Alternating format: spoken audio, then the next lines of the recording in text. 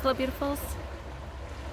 With everything that is going on in our world and our communities, it might feel really difficult to find the time and even the motivation to do some of that inner introspection, to continue to work on ourselves, to analyze our beliefs, our behaviors, and our resolves. And if you are experiencing that, know that you are not alone, that many people are being swept up in the urgency of the situation we find ourselves in. And even though that impetus to move, to act, to be part of the solution might take us away from self, that is not necessarily the best solution.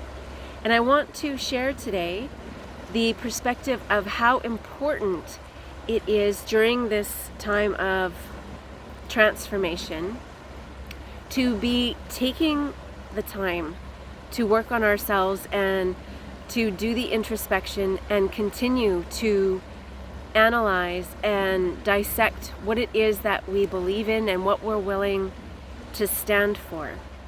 Because in that place where we are not willing to take the time to look at our inner motives and to honor the process that we're going through, because what we are experiencing is going to require us to process it on many, many levels within. And if we can't take the time to honor our own process and really understand what our needs are, we will likely get swept up in all the heightened emotion, fear, anxiety that is happening around us. And when we honor that process, it allows us to become grounded. Not only does it help us anchor ourselves, but when we are grounded, we are much more likely to show up in a place where we can honor the process of others.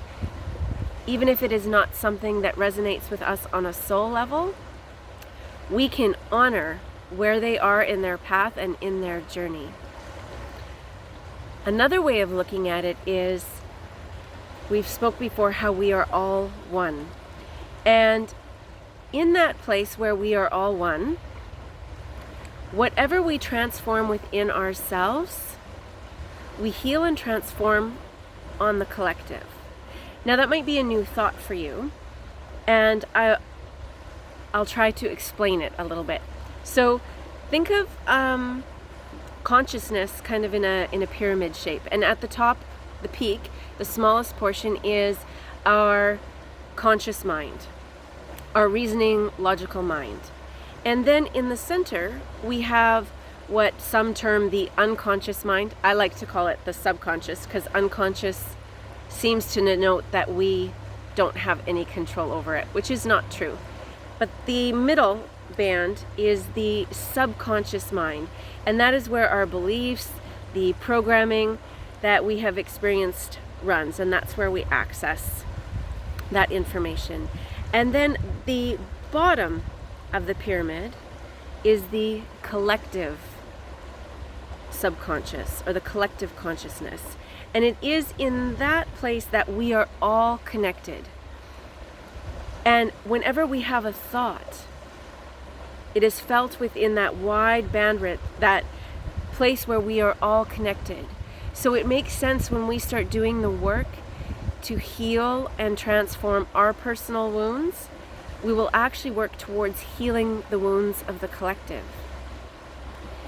And when we look at the collective right now, there's never been a time that is asking us more urgently to heal our wounds, to contribute to the collective healing. So the invitation is for each and every one of us, no matter how pressing the external situations seem to be at this moment, and in this particular time in your experience, to carve out moments today and hopefully every day, where you can connect with your inner process and start to heal what needs to be addressed, not only on the personal level, but on the collective level. I thank you so much for joining me today. Until we speak again, please be well.